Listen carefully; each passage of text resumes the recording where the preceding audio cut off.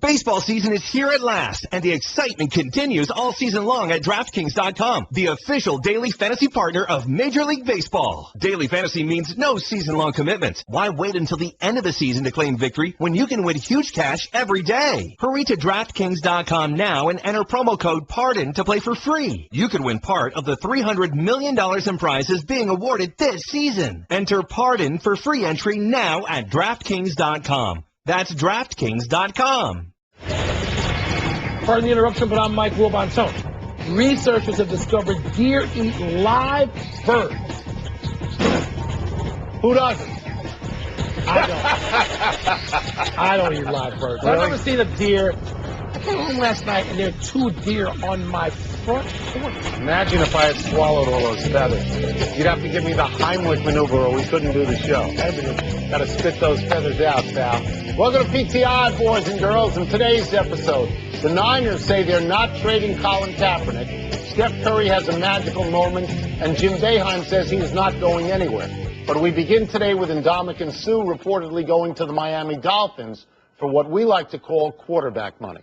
The deal is for $114 million with a whopping $60 million guaranteed. Only Colin Kaepernick has ever gotten more guaranteed money than that in NFL history.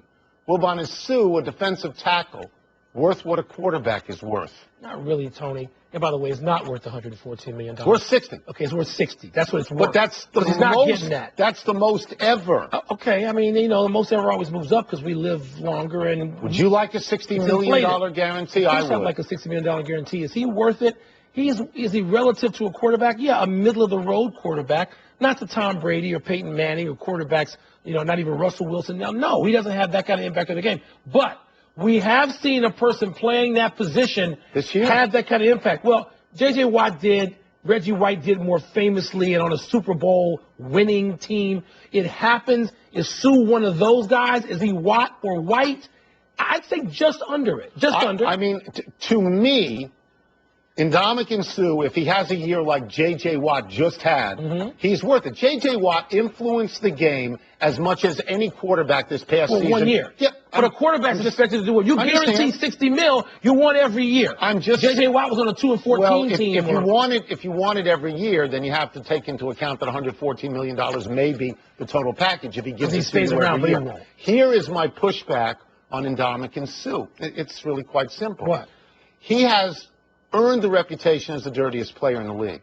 So if he gets suspended, it's not going to be for 1 game anymore. It's going to be for 4, 6, or 8 games because there's a catalog of his suspensions. And at that point, then he's not worth quarterback money because he ain't on the field. That's true. But, Tony, if he stays on the field and wrecks offenses, he's worth, again, let me say this again, closer to it. If he becomes Watt or White, either one of those two, then he's worth it. Have you noticed what's happened, though, in that division where Buffalo went out and they got LaShawn McCoy and the Jets went out and they got your boy Brandon Marshall and now Miami goes and gets Suh? The Patriots, at some point, somebody's going to catch him. Maybe not with Brady. We're still waiting. Though Ndamukong Suh is the kind of pass rusher that Brady doesn't like. Right up the middle. Any quarterbacks like Ndamukong Suh coming at him? No. I don't think so. The news coming out of San Francisco a lot less encouraging than the news coming out of Miami. Patrick Willis reportedly is retiring after 8 seasons. He's 30 years old. And Justin Smith could follow suit. But of even greater interest is a report out of Houston that the 49ers are at least listening to trade offers for Colin Kaepernick from the Bears and Eagles, although GM Trent Baalke says that's crazy. Told the Niners were in the NFC title game just 13 months ago. Do you think they'd actually deal Cap? And either way, how leaky is their boat right now? I think you have to do what you think improves your team. Colin Kaepernick had an okay year last year. He completed 60% of his passes. He had 19 touchdowns and 10 picks. It's okay. The team was 8-8, though. And 2 years in a row, they had been in the NFC Championship game. So at that point, maybe you look around and you say, can we do better? So what I'm saying is I would listen. I would listen to anything. They listen to a lot of stuff because they decided to get rid of Jim Harbaugh or at least let him go. And their team appears to be dissolving. I'm not going to say it does, Tony. Yes, it does. It appears they have nothing, like they're starting over. I mean, to me, you cannot minimize, even if trading Kaepernick is silliness and they're not going to do it. I don't think it's when you lose Patrick Willis, who's a force on the field and inside that clubhouse. People love Patrick Willis from all indications. He's 30 years old. I know he had some injuries, a toe injury, but people thought he was going to come back and be as good as he has been. You lose Justin Smith. I know people have been talking about him retiring. Tony, that's a lot of talent. So if you could trade, the teams that they're talking about this trade with, if the trade exists, if you could get Jay Cutler, you could get Nick Foles, I don't think that's bad. I'm going to remind you of something. You know what you just Jed said? York, I don't think Cutler's as bad as you do. Jed York and Balky conspired to get rid of Harbaugh. They wanted him out. They tried to trade him. They pushed him out the door. The guy most affiliated with Harbaugh is Colin Kaepernick. Harbaugh got rid of Alex Smith because he liked Colin Kaepernick more. If you're Balky or you're York, maybe you say to yourself, you know what? We're cutting bait. We're getting rid of this guy because he is a Harbaugh guy. You better sell in that new stadium. You're starting over. Because 8-8 is not a reason to go and trade everybody coming off an I'm just giving you the scenario that could happen. It could. Given an owner and a general manager. They see me moving in that direction. Steph Curry made a great play yesterday that we have already seen 10,000 times, and nobody has gotten tired of it. Between his legs, behind his back, spin around, launch a three, splash. It's one of those shots where a coach like Steve Kerr says, oh, no, oh, never mind. Wilbon, is Steph Curry the biggest must-see player in the NBA? He's tied with another guy, Russell Westbrook. And I know at 1 and 8, it looks like there's great disparity between their two teams. I mean, the seeds, 1, Golden State, 8, He's talking about individual players. But these guys are both must-see. Russell Westbrook goes out and gets a triple-double almost every night, it seems. And I know his team doesn't always win those games, but I want to pay to see him with Durant out. Did you just push? And push Steph Curry, I can't separate them. Steph Curry, Tony, the last player who could really do that move, do it with confidence and know the shot's going in and just wow you, is Isaiah Thomas. It's been that long. So I'm going to be very clear about this, that if I only had enough money to buy one ticket to one game all year, I'm going to LeBron James because his influence. LeBron wasn't on the ballot. Because you didn't tell me we had he's a must-see guy in all of basketball. LeBron's on the ballot. He's in the league. Okay? So I'm going to see LeBron because he influences the game more than anybody else. But he is a power player. He doesn't have the nuance of Steph Curry. Steph Curry and Kyrie Irving, I'm putting them 1 and 1A. They are wizards with the basketball. They do things, they are so unexpected when you watch them that I love to see them, but if I had to put money down, it'd be for LeBron. You know, Tony, those two guys you mentioned, ball-handling wizards, they have succeeded Steve Nash as just like, they're like Harlem Globetrotters with the ball. But Steve Nash would have found a way to pass that off for a layup or a dunk or a three-pointer. Let's pass it first. Curry is the ball handler with the best shot. Again, going back not just to Isaiah, but beyond. Isaiah didn't shoot it as well as Steph Curry. To Pete Maravich, who didn't shoot it as well as Steph Curry. Nobody shoots it as well as Steph Curry in that group. Is because I think LeBron's an all-timer like Jordan and Magic, like the Doctor and stuff like that. I would bring this up about Westbrook, though, and he's so chesty, he's so angry. He's a great, great player. To watch. When Durant gets back, is Westbrook jealous of Durant and is he going to try and take over the team? That's a question for another day. Jealous? Yes. Does it strike you that Westbrook would be jealous of anybody? He might be of Durant because Durant is so beloved by NBA writers. So beloved. By writers, like not in Oklahoma City? Not by fans? Just writers? What do you By everybody. Durant is more beloved. Everybody apparently except you. No, actually, it's you. You've been knocking the guy for 3 years. Me knocking Durant? On this show. No, not Durant. Yeah, but no, Westbrook. Westbrook's another guy now. He's another player. It's his team. Because Durant's not out there. It's not Durant's team. Triple-doubles every night. It's not Durant's team. Jim Boeheim declined to meet with reporters after Syracuse's final game of the season, a beat down at NC State, 3 straight losses at the end of the year. But he did talk to boosters yesterday and said, quote, I think there's a hell of a battle ahead of us. I came here in 1962. I'm not going anywhere, close quote. The audience is said to have greeted Boeheim's remarks with a long-standing ovation. Tony, do you take Jim at his word that he's not going anywhere, or is Syracuse basketball in enough trouble that decision is now out of his hands? I think the landscape of college athletics changed dramatically and forever with Joe Paterno. I am not analogizing what happened in both schools. They are very different. But these two guys are very similar.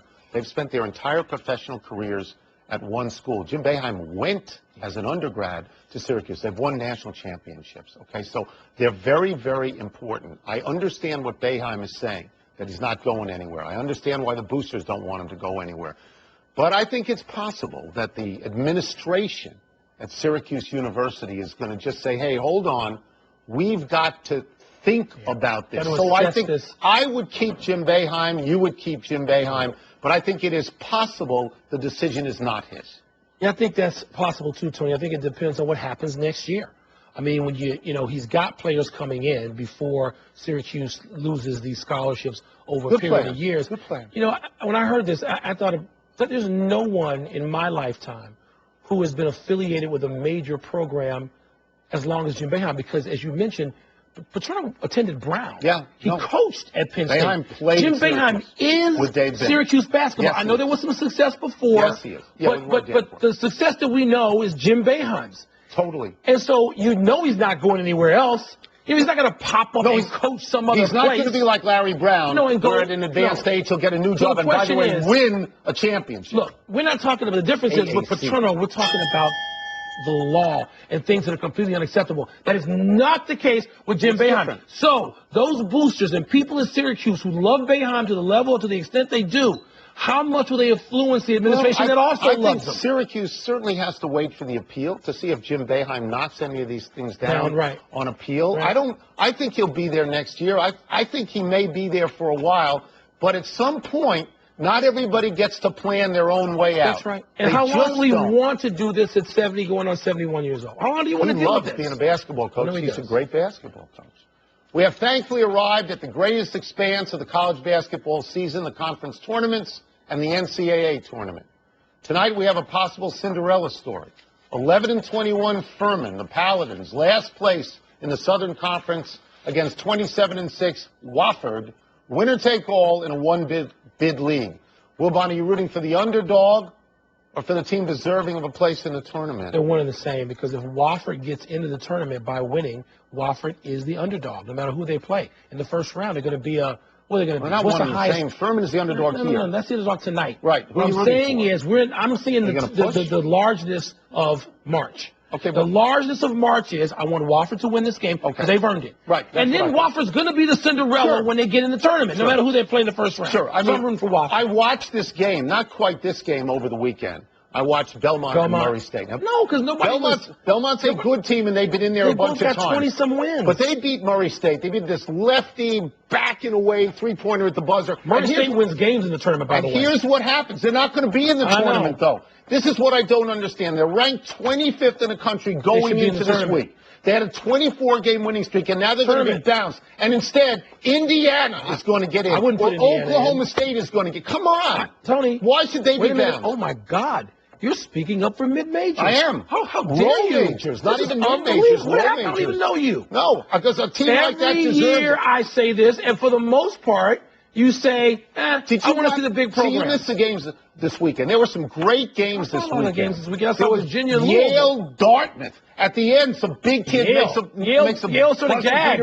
They beat Harvard. They can't even clinch the deal. LSU, Arkansas, the Hornsby kids throws one in. Louisville, Virginia, the highest quality team. That was a great game. The closest, best dramatic game of high quality teams. It wasn't at the buzzer. Was it at the buzzer? There were 2 shots made in the last 14 seconds, including a kid who hadn't taken a shot all game. Are you rooting for the Ospreys? Do you know who the Ospreys are? Are you rooting for the Ospreys? North Florida, baby. The Ospreys. No. Let's take a break. Coming up, will the addition of Frank Gore calm the concerns about Chip Kelly's plan in Philly? And Dante Jones delivered the bump, but did Draymond Green, watch it, boom. Did he ultimately win the battle with his public reaction to the bump? Do you know the nickname of Wofford? The Paladin, the Furman. I don't know who Wofford is. Neither do I. Baseball season is here at last, and the excitement continues all season long at DraftKings.com, the official daily fantasy partner of Major League Baseball. Daily fantasy means no season-long commitments. Why wait until the end of the season to claim victory when you can win huge cash every day? Hurry to DraftKings.com now and enter promo code PARDON to play for free. You could win part of the $300 million in prizes being awarded this season. Enter PARDON for free entry now at DraftKings.com. That's DraftKings.com. It's mail time. We already know the intern can impersonate an IRS officer threatening to audit Tony Reale. Ooh. Let's see if he can pick 4 good issues. You ready? Let's go. Let's do it. Now that Kentucky has finished the regular season 31-0, do you still think they're going to lose again? You had them losing twice. I did, Tony. I thought they could lose a game late in the regular season and maybe in the conference tournament and then just sort of go. Clearly, regular season's over. There's no reason, based on what we saw in the regular season, to think a team in the SEC can beat them. There's no chance. 0 chance. On neutral court. So now we're asking, am I taking the field or Kentucky? That's right. And I'm tempted for some reason to take the field. Maybe I am holding in too high a regard the last team to do this, Bob Knight's Indiana Hoosiers. What is that? Maybe That's I just 39 years ago, isn't it? 1976. 39 years Maybe ago. I just can't let go of that, but I'm thinking they're still going to lose a game. Yeah. My sense of this always has been, when this question first came up, that they would not lose in the regular season. They Right, you thought they were going to go. Yeah. And like you, if you offer me the choice of the field or them, I'm going to take the field, which by inference means I think they're going to lose a game, which I don't necessarily feel. I will tell you this. If they win the whole thing, my hat is off to them. All praise to them. Well, All praise to them. But you know, I know you're worse than me. That's a team of my teenage years that I went to school in that conference. I know you think that's a special team. And you can't see anybody equaling that. I know that. Can't. Do you understand the Eagles replacing LaShawn McCoy with Frank Gore? I didn't when I first heard about it because I thought that Gore, and I think that Gore is a used-up back. I don't think he can make the end zone. Long time. Yeah, I don't think he can. But then I watched Bill Polian on TV. Smartest man in football. And Polian said that for Chip Kelly's offense to work well, he needs a power back inside the 10, and he needs somebody to run it into the end zone, and he gets another back to do the other stuff. So I guess I understand it. But honestly, Chip Kelly is shedding receivers and running backs like snakes do with their skin. I still don't get it. I understand there's a plan. I understand that Chip Kelly has a vision. I understand that this has worked at another level for him, the college level. I mean, worked overwhelmingly. Except he didn't win a national championship. No, he didn't, but he was really flirting with team. it. Yeah. Okay, so let me give him that credit, even though, as you know, I've been sort of a skeptic. Yeah. Not a cynic about Chip Kelly, a skeptic. So what do you feel now? This better work. Okay, so this better work. This better work. I'm not convinced. No, I'm not convinced. Okay. Not yet. Not convinced till they win some games. Who won the battle of the bump? Your boy Dante Jones or Draymond Green? Draymond Green. Draymond Green for right now. Tony, what you have to... At first, I didn't think this was intentional until you look at it on replay 8 times, and then Dante Jones gets just a clip. And they're not boys that we know of. They have no particular history. Look, these teams hate each other. They hate each other more than any 2 teams that are going to be in the NBA playoffs, and they very well could face each other. They did last year in a contentious 7-game series. Yeah.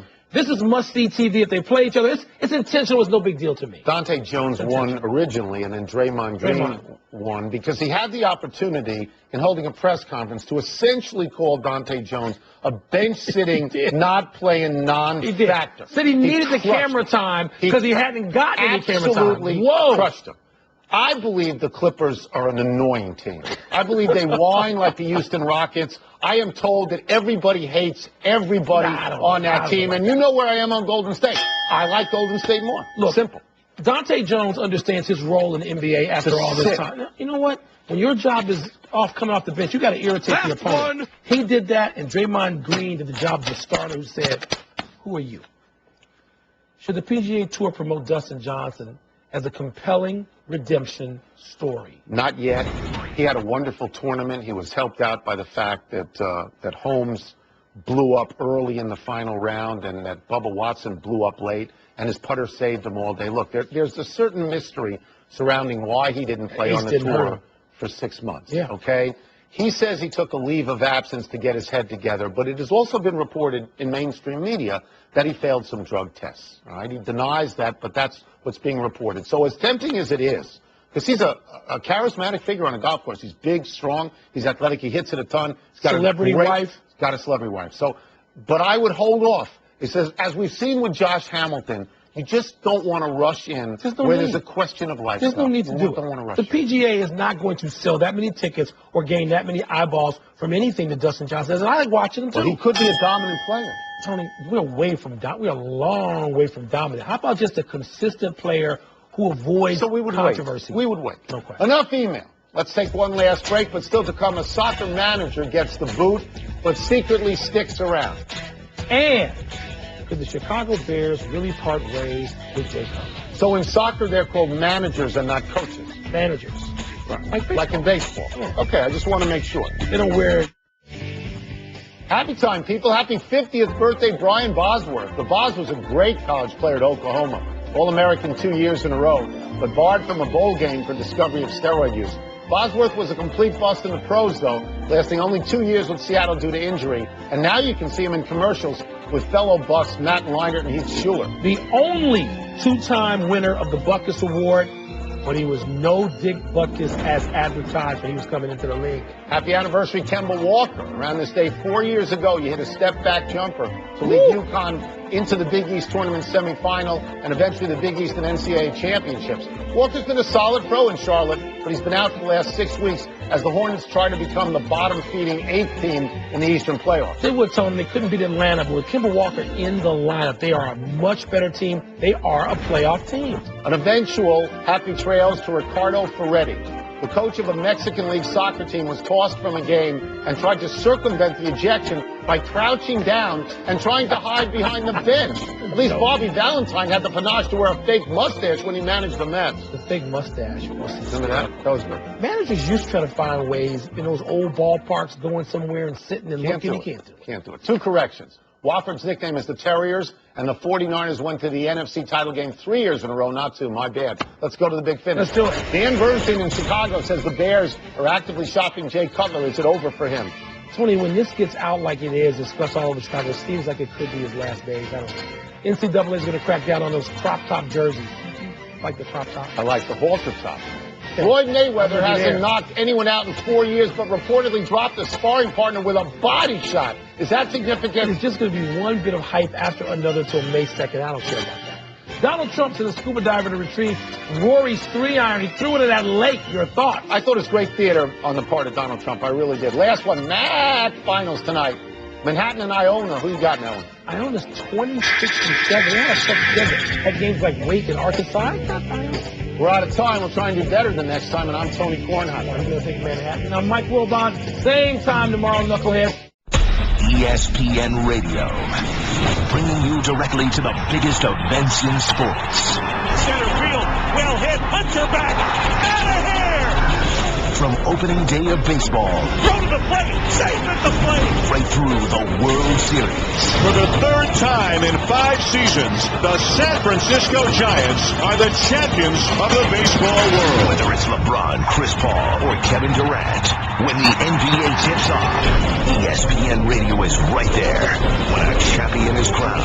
We have a new world champion. The San Antonio Spurs are the world champions. And when the magic of bowl season arrives, ESPN Radio is your home for the new college football playoff. The college football playoff first national champion, the Ohio State Buckeyes. The biggest events in sports can be found right here on ESPN Radio.